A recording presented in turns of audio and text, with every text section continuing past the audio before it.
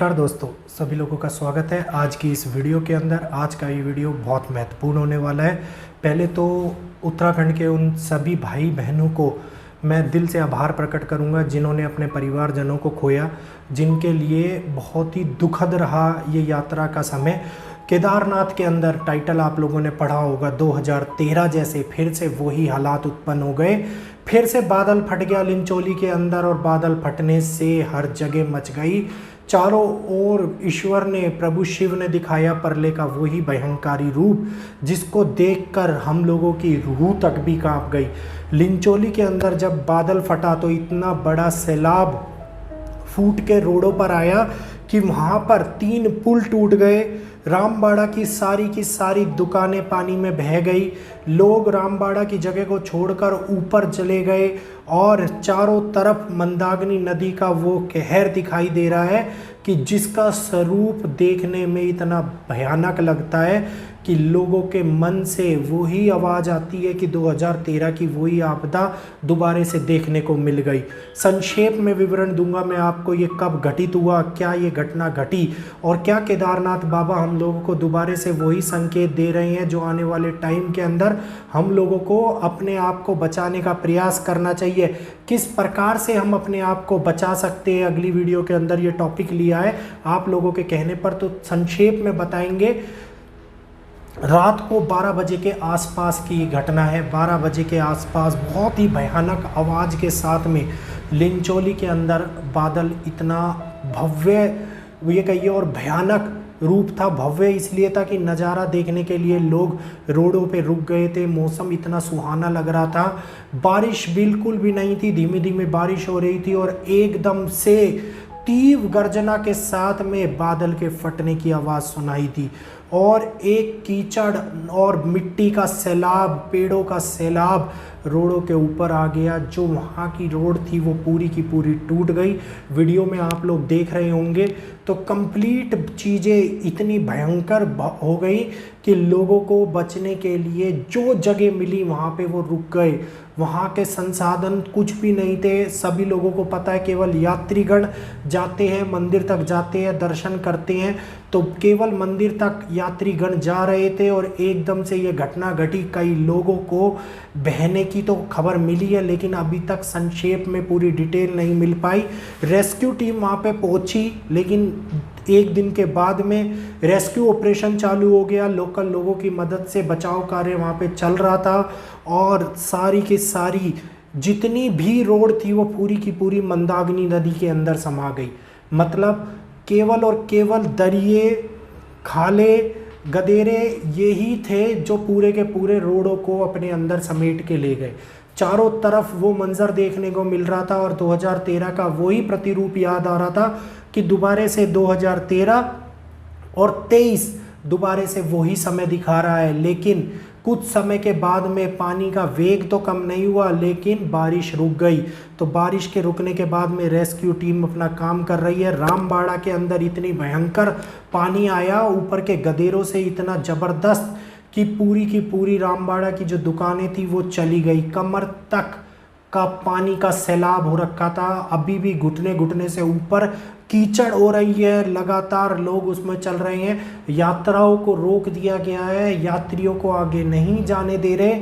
और यही नहीं घटित हुआ, बद्रीनाथ के अंदर भी बद्रीनाथ भगवान ने अपने रास्तों को रोक दिया, इधर केदारनाथ भगवान ने अपने रास्तों को रोक दिया। क्या दोनों प्रभु ये संकेत दे रहे हैं कि अब वो अंत का दौर शुरू हो चुका है या वही कलयुग का अंत है जिसमें प्रभु श्री केदार अपनी जगह को छोड़ के दूसरी जगह पर स्थापित हो जाएंगे और भविष्य बद्री के अंदर, बद्रीनाथ अपनी जगह को छोड़ के भविष्य बद्री के अंदर स्थापित हो जाएंगे। तो ये दोनों ही जगह से, दोनों ही धामों से लगातार एक के बाद एक संकेत मिल रही हैं। मूर्ख और ये कहिए कि अज्ञानी लोग इनको कहते हैं कि हर साल होता है, लेकिन उनको ये बता दूं 2013 और उसके 10 साल के बाद में ये घटना घटित हुई है। क्या इतने सालों तक कुछ भी नहीं हुआ? बारिश हर साल होती है लेकिन ऐसा सैलाब हर साल नहीं आता। ऐसा रौद्र रूप प्रकृति का देखने को हर साल नहीं मिलता। केदारनाथ के तो ब्राह्मण यहाँ तक कि ये बात कह रहे हैं कि जब बादल फटा तो ऐसा लगा जैसे स्वयं महाकाल ने अपना त्रिनेत्र खोल दिया हो और चारों तरफ परले ही परले शुरू कर दिए हो, और क्योंकि एकदम से इतना बड़ा सैलाब बह के नीचे आया कि पूरी की पूरी सारे के सारे होटलों के अंदर तक पानी का सैलाब चला गया। व्यास नदी बहुत ऊंचाइयों तक घूमने चढ़ गई, व्यास कह रहा हूँ, मंदाकिनी नदी बहुत ऊंचाइयों तक अपने सैलाब को फैलाने लग गई, अपनी गर्जना को, इतनी भयंकर और प्रलयकारी गर्जना कि जिसको सुनने से रोंगटे खड़े हो जाएं। ये परिकल्पना करने से ही भय लग रहा है। जो लोग इस स्थिति को वहाँ पर झेल रहे हैं उनसे पूछो क्या घटित हुआ है, उनके परिवारजनों से पूछो क्या घटित हुआ है।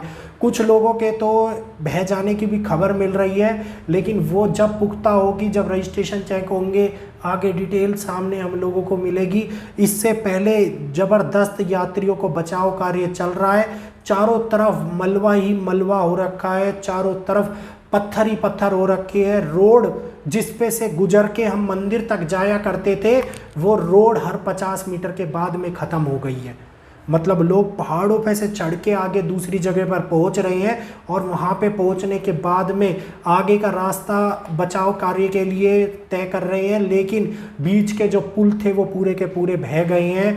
बीच की जो रोड थी वो नदी और नालों के साथ में बह गई है, गदेरों के अंदर शामिल हो गई है। पानी इतना तेजी से आए जा रहा है कि जिसको रोकने का कोई प्रयास भी नहीं कर सकता और जिसको रोकने का कार्य भी नहीं किया जा सकता, क्योंकि ये प्रकृति का वही रौद्र रूप है जिसके अंदर प्रलयकारी तूफान, भयंकर बाढ़, बड़ी जल प्रलय हम लोगों के सामने निकल के आएगी। तो प्रभु श्री केदार ने तो ये संकेत दे दिए हैं कि अब मैं दोबारा से वही रौद्र रूप दिखा रहा हूँ जो कभी 2013 में दिखाया था। अगर जनसत्ता अभी भी संभल गई तो ठीक है, नहीं तो प्रभु का वो महाकाल का वो त्रिनेत्र खुलने के बराबर का कार्य हो जाएगा, जिसके अंदर आने वाला कोई भी नहीं बचेगा, और जिसके अंदर ये इतनी बड़ी बड़ी ये नदियाँ अपने आप को फैला देंगी। जैसे हिमाचल के अंदर व्यास अपने आप को फैला चुकी है, शिमला के अंदर शिव मंदिर के टूटा जो लैंडस्लाइड के अंदर बह गया। तो अब प्रकृति कुछ भी नहीं देख रही, प्रकृति केवल और केवल अपने आप को बैलेंस करने का कार्य कर रही है, अपने आप को इस पाप के साथ में धोने का कार्य कर रही है, अपने आप को समतल बनाने का कार्य कर रही है। तो आप लोगों का क्या विचार है, क्या कहना है? क्या केदारनाथ से भी अब हम लोगों को ये संकेत मिलने लग गए हैं? जैसा कि पहले की वीडियो में बताया था, आप लोगों को वो वीडियो याद होगा कि बद्रीनाथ और केदारनाथ समा जाएंगे इस धरा के अंदर। उस वीडियो के अंदर मैंने ये बात बताई कि आपदा दोबारा से लौट के आएगी, आपदा दोबारा से अपने आप को दिखाएगी।